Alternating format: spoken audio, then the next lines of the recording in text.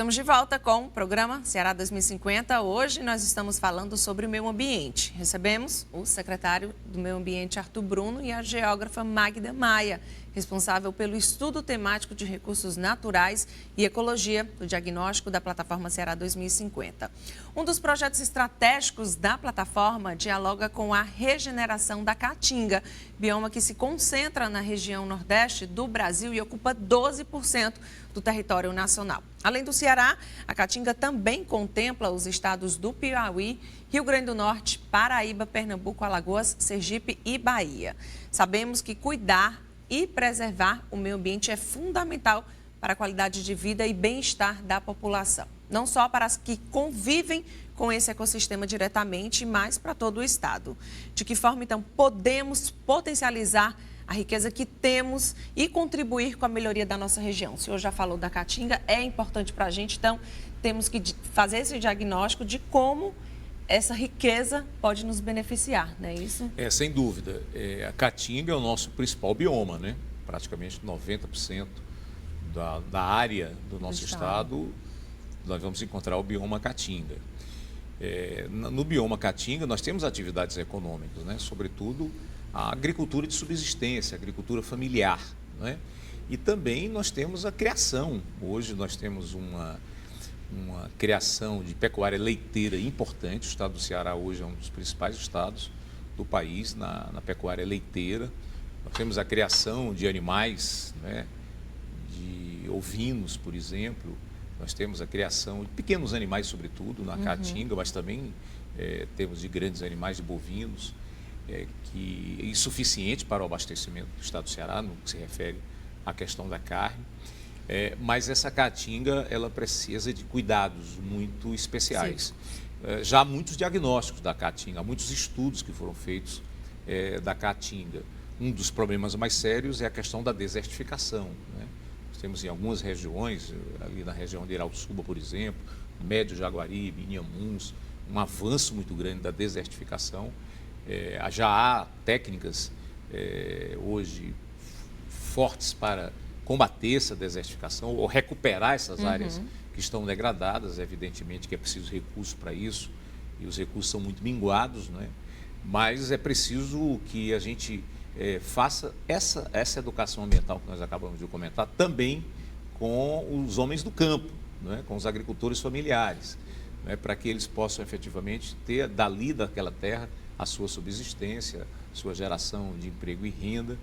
E, portanto, precisamos também municiar não só os órgãos estaduais, mas os órgãos municipais, para que eles possam fazer aquela extensão rural, aquele atendimento para essa população que ainda vive, e boa parte da população cearense ainda vive da agropecuária do campo. Preciso também, a gente tem procurado, em algumas regiões, desenvolver os planos de manejo para a retirada da madeira.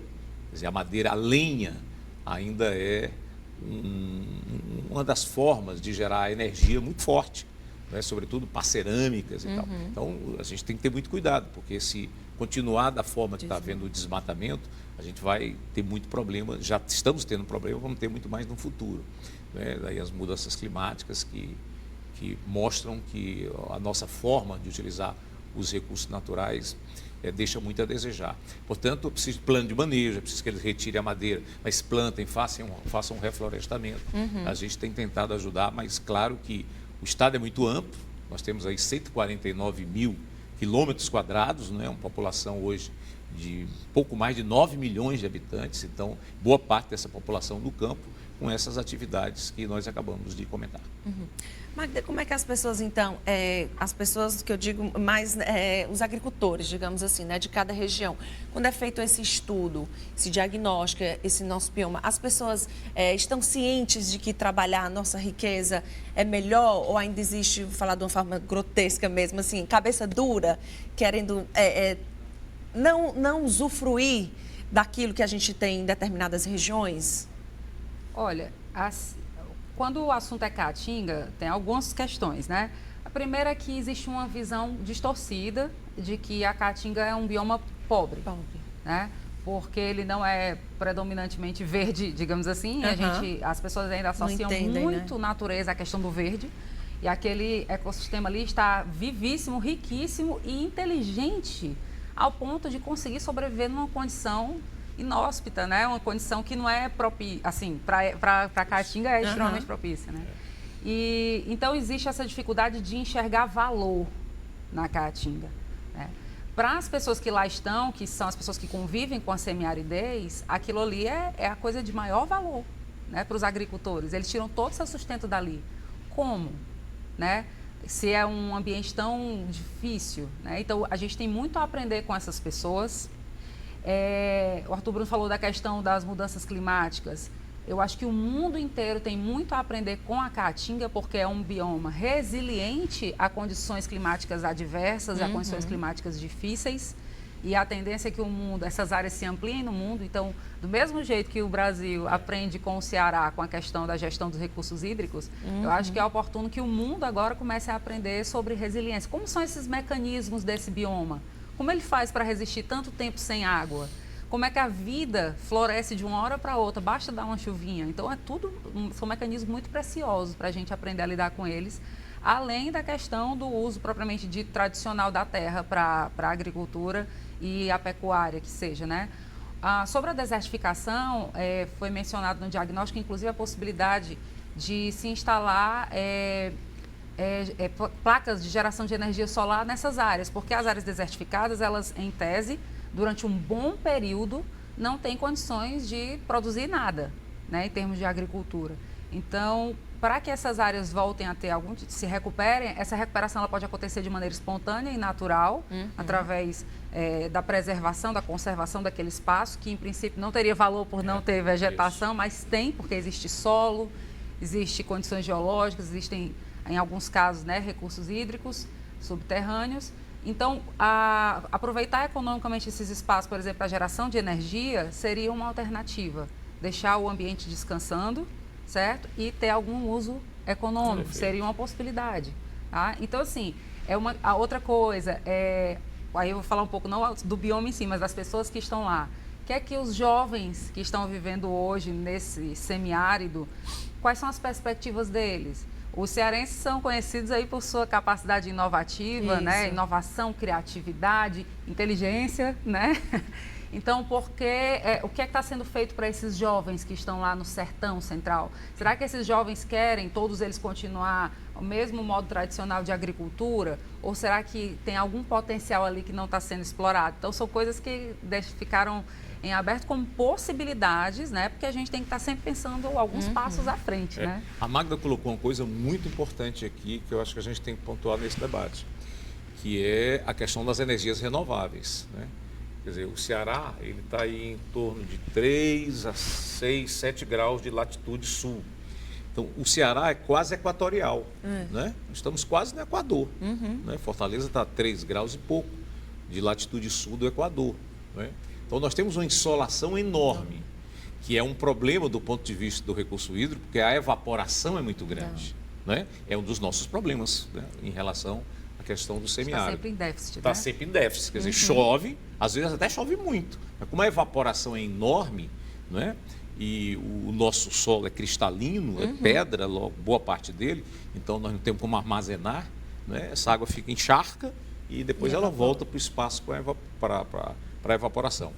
No entanto, essa insolação é um grande ativo, é uma grande possibilidade para a energia solar.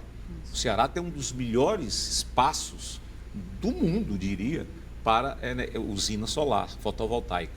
E, ao mesmo tempo, os ventos, não é? Que durante muito tempo a gente... vento, o que é que se faz com o vento? O vento hoje é uma riqueza, porque os nossos ventos são fortes e constantes. E isso é um grande ativo, é uma grande possibilidade para as usinas eólicas. Então, o Ceará hoje é o terceiro maior produtor de energia eólica, já chegou a ser o primeiro, porque partiu na frente. Agora o governo do estado está fazendo uma série de incentivos, nós melhoramos as resoluções da questão de licenciamento para as energias renováveis. E a energia renovável, usina eólica, que no começo foi para o litoral, não é? Hoje ela está indo para Chapadas, para o interior, para essas áreas que a Magda acabou de colocar, que aparentemente não tinham o que fazer na época seca, mas vai servir muito como potencial para as energias renováveis. Então, e aí o cearense enxergou isso.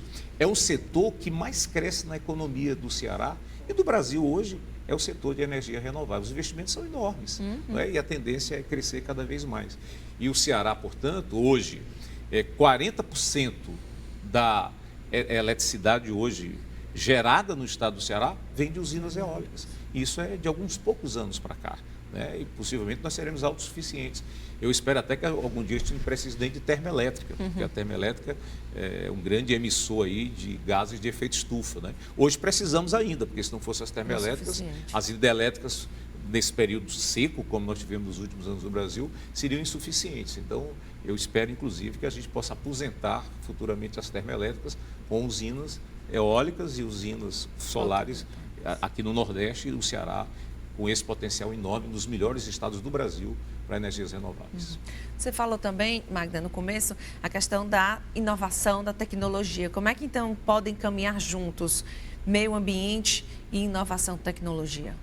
Olha, eu costumo dizer que o meio ambiente, a sustentabilidade é o que há de mais propício, né? O que de mais latente que a gente tem para a questão da inovação. Porque, e aí eu vou chamar a atenção para a questão das mudanças climáticas, que são um fato, não é mais nem possibilidade, é um fato. E agora a gente tem que reinventar tudo. A gente vai ter que aprender a lidar com esse meio ambiente. A gente vai ter que aprender a ser resiliente, porque a resiliência eu assumo que o evento vai ocorrer e o que é que eu faço depois disso? Então, a inovação e a tecnologia são críticas nesse momento, certo? Eu preciso, como é que as cidades vão reagir no caso, por exemplo, a gente está numa cidade litorânea, Fortaleza, num caso de elevação do nível do mar, que é uma possibilidade real. As pessoas acham que é tsunami, aquela onda gigante. Não, elevação do nível do mar é uma coisa que vem lentamente e que ela vai entrando aqui por baixo da terra, vai levantando o esgoto, certo? Vai inundando as áreas, é um processo que acontece lentamente. Como nós estamos preparados para lidar com isso? O que é que nós temos de tecnologia? O que é que nós temos de sistemas de monitoramento, alerta, certo? Para a população? O que é que nós temos em termos de repassar essa informação para a população dos riscos? Se você, em alguns outros países que são acostumados a lidar com eventos climáticos e naturais extremos, de modo geral, todo canto que você anda tem placas de sinalização. Em caso de furacão, em caso de terremoto, proceda assim e tal. Nós, tradicionalmente, não temos grandes eventos, certo? Mas a gente precisa se preparar para isso de alguma maneira, certo? No caso de chuvas extremas, pronto, vamos para uma realidade, uma coisa bem concreta. Fortaleza, quando chove, ninguém anda na cidade. Então, alguma coisa em termos de inovação e tecnologia para o setor de drenagem, para a forma como a gente lida com o solo, precisa ser feita, porque a gente não está dando conta da quantidade de chuvas que temos hoje. Imagine com chuvas extremas, né? Então, a inovação e a tecnologia, esse pessoal que gosta muito de trabalhar com startup, os jovens que têm alta criatividade, a gente tem aí um mundo, todo um sistema que precisa urgentemente de inovação e tecnologia. Agora, precisa de incentivo, né? Toda pesquisa, toda inovação, toda tecnologia precisa de incentivos, precisa de investimentos, tudo isso. Então, é preciso fazer esse link urgentemente entre as demandas de sustentabilidade, entre as demandas das mudanças climáticas e as inovações para que nós possamos nos tornar resilientes. Natália, até para pegar aqui o gancho aqui da Magda, e também é uma energia renovável. Pouca gente sabe, mas a Cegás, a nossa companhia de gás do estado do Ceará, faz um trabalho formidável em termos de energia renovável. Hoje é a única empresa de gás do Brasil que injeta 15% de gás natural renovável no sistema de gás. Então, essa tubulação de gás que vai para os condomínios, que vai para as indústrias, 15% desse gás já são de gás que vem lá do ASMOC, não é? Do aterro sanitário de Caucaia. Então, ela retira, a empresa, a Ecometano joga esse gás lá e a Cegás faz essa distribuição, né? Nós, por exemplo, lá na secretaria agora, nos próximos dias, estaremos aí publicizando isso com a Cegás. Nós estamos passando os nossos carros para serem a gás, não é? Com a Cegás, para comprar justamente esse gás. Isso, ao mesmo tempo que eu vou deixar de jogar gás metano na atmosfera, que seria lá do lixo, não é?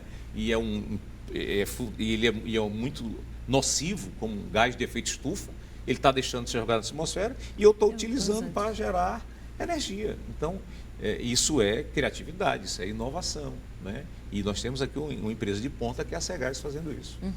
Só para a gente finalizar, assim, pontuar, Magda, você tinha falado aí da questão da própria natureza, e eu, que me lembrando, o nosso próprio litoral, a natureza, muita gente fala assim, a natureza devolve, né? Não brinque com a natureza, que a natureza devolve. A gente vê parte do nosso litoral que o avanço do mar já está aí, né? Já são coisas pequenas, mas que ao passar dos anos já foi perdido boa parte de alguns litorais, já não tem mais. É a natureza, né? Essa noção de natureza devolvendo é muito interessante, porque é um recurso didático que a gente tem para falar. E, na verdade, é porque o que é que a gente precisa entender para poder lidar com a natureza? Que ela é um sistema vivo. E se é viva, ela é dinâmica, certo? Então, se é dinâmica, o que acontece? Toda vez que eu faço uma intervenção, por menor que ela pareça, ela vai repercutir de alguma maneira em outros ambientes, certo? E aí, desde a hora que o Arthur Bruno mencionou a questão das dunas, que eu estou querendo falar isso, né? As dunas são, beleza, as dunas são depósitos de água, digamos assim, repositórios, mas elas também são o que protegem o litoral do avanço do mar, para você ter ideia. Né, que são o que eu chamo, está no diagnóstico, inclusive, essa questão dos serviços ecossistêmicos. A duna presta esse serviço ecossistêmico ao território, porque o mar ele está sempre tentando avançar sobre o território, seja por cima, através dos rios, seja por baixo, que é um termo técnico chamado intrusão, né? Então, as dunas, naquele ambiente ali próximo a manguezais e tudo, ela tem essa função de proteger o território. Né? E aí, quando a gente perde esse serviço ecossistêmico, a gente troca uma duna por uma área toda construída, aquela duna se torna um morro, por exemplo, a gente está perdendo proteção, certo? Desse dinamismo, porque a natureza é viva e dinâmica. Então, por isso que é importante essa percepção de sistema para que a gente possa lidar com o meio ambiente. Ok, então a gente vai fazer a nossa última pausa. Daqui a pouquinho a gente volta. Até já!